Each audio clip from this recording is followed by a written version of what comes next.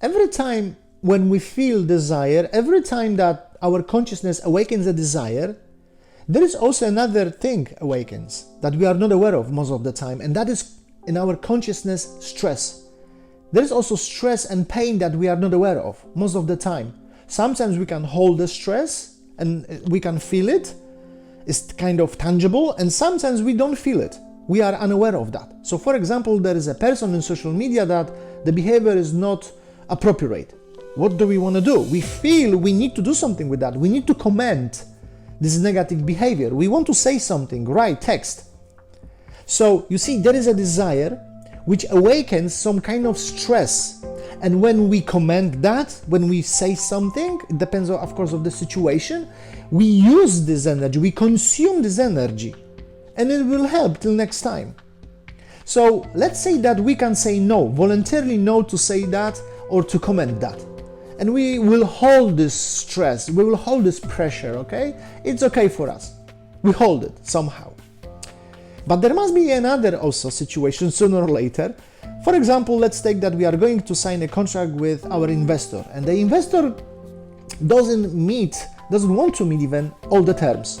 Now, when we talk about huge amount of money, do we feel stressed this time? Are we going to do something with that, or are we going to leave this? You see, suddenly we have a desire within us that awakens stress. The external factor, the circumstances, they awaken some kind of desire which is equal to stress, and we need to do something with that. What do we usually do? Can we say no to that, or we say yes? By saying yes, it means that we have to do something with this. We don't want to take this stress. So simultaneously, ego awakens within our consciousness a bigger desire.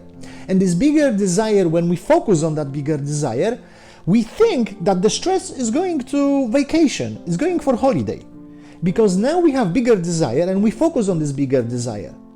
So when you look at the people around the world, the bigger desire they have, it means the bigger pain they have, because they run away from that pain, from the pressure that it is within their consciousness. So the pain that we have that is caused by the external, for example, situation or an event or a person, it shows direct reflection of the situation of my consciousness, of the curtain that I have, of the wall that I have. Remember the wall made out of these icy cubes that I mentioned in the previous, and I'm referring right now in the previous video presentation? We just have the pain. So sometimes the desire that we have and the pain is small, and sometimes it's huge. And when it's huge and we don't want to deal with that, we don't want to deal. What do? Ego helps us. Awakens a bigger desire. Now we are focused on another private jet, or another real estate, or another private yacht, and that's okay. The thing is only that they will not help us. The pain will come back. The stress will come back. And then what are we going to do? We're wasting our life again, because we are awakening another desire and we run away. The problem is right now globally that even though we have these huge desires that we want to manifest, we cannot manifest them. We cannot. It's more and more difficult to manifest our bigger and bigger desires. The universe, the intelligent energy, is showing us that we should take care right now of something else that is blockaging us, that doesn't allow us to get our desire in a proper way, to get what we are supposed to get. And we don't see what are we supposed to get. Why? Because there is this wall we don't want to deal with. We don't want to take this mirror and reflect this laser of energy towards that wall that should melt. And I was mentioning also, and I'm referring right now to albedo, the parameter that shows us how much the rays of the sun can be reflected from the different kind of surfaces. We have the same with our consciousness. The same law is in our consciousness. We just don't want to do. We just want to consume it. And that is the issue. So what are we supposed to do? How can we purify this curtain? That is the main question, a paramount question. How can we do that?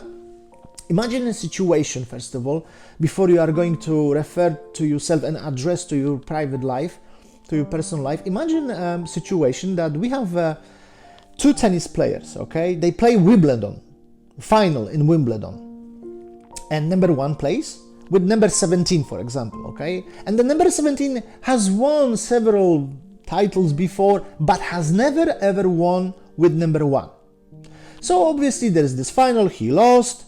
Now they got the microphone and they talk. And first of all talks this number 17, who is second right now. And he's telling that in the past, few years ago, they played tennis together and number one was sharing with him all the knowledge and experience and he was very nice and this and that. And number one is telling right now the same about number 17, okay? And he tells him that don't worry about it. In the future, at some stage in the future, I am pretty sure you are going to win this, let's say Wimbledon, okay? You are going to win. But you see, it's not about this. It's about for this number 17, he didn't want only to win this. He wanted to win with that particular champion. That's what it counts. Of course, the title too. But the champion, imagine, do you think what would happen if the champion, just hypothetically, help to accomplish bigger success, not the same success, but bigger success that he has on his own? Can you imagine that? He can help, he can share, he can give. We can do that with our people that surrounding us. But can we make sure that, let's say, a person who is above us, not from our family, not our friends, not someone who is close to us, but maybe some colleague from work or acquaintances, we can make them more successful than ourselves? Can you believe that? How are we going to feel? We may also say that there is no such a person in my life. That's ego. That is actually a victim consciousness because we don't want to change. We don't need to change. Remember the person A? In the first video presentation I was talking about, that they don't want to change, they have small desires, is the same then with us. We don't want to change, we are not looking for, because we don't want to looking for someone. So imagine a situation, let's say in a corporation, there are two people, right, working. One is manager and another is just a simple standard employee. Now this manager, of course, now is working so hard to help this person to be higher than himself or herself. It's not about only imagining this, but can you feel what is going to happen with us if it is really going to happen? Just by thinking about it is okay, but having that in practice, that someone who is below me now is more successful than me and I'm going to help to that person, can you imagine the stress, the pressure that is in our consciousness right now? It only shows the curtain. This stress shows who we are, why we cannot have what we want in our life. That is the problem. So this person is actually a tool to help us to purify our consciousness. Yes, but there is a doubt. What about my money? What about my income, my revenue? What about my career? There is so many things, right now awakens in us. Is it easy? Is it easy to do that? You see, this is huge desire. This desire to do it from our own, to put the stress up front, not wait until the stress comes to us, because that's what is going to happen anyway. The universe, the intelligent energy is going to send us even more stress if we don't want to deal with that. But if we voluntarily want to show that here is the stress, I want to deal with the stress and it's coming from me, from my consciousness, and I'm taking the responsibility. Now, when we put this stress as a tool towards that wall, toward that curtain, we are going to melt this all icy cubes, all this thick wall, sooner than we thought. But are we ready to do this? Are we really ready? Because this is a huge desire. This desire is bigger than any desire to have anything you can imagine of. Because nobody from these people who has huge desire wants to deal with the stress. Therefore, they have huge desires. And we live in this world unconsciously. Which desire to take, which not to take. I have bigger desire and less desire. That is the issue. That is the main issue we have.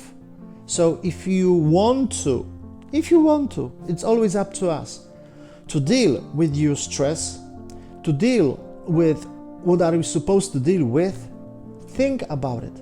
Can you build up within yourself this desire to feel that you are going to lose everything? Because someone who is perhaps from the same field of our life, what we do, our business, for example, it's going to be stronger than me, and I'm going to lose my business, and I'm supposed to help that person. What kind of stress is that? You see, this stress and this desire is bigger than anything else we may think of, just to use as a practical tool to find out whether it works in your life, whether wherever you have pain, this is going to change. And about more practical examples, I'm going to talk in the next video presentation.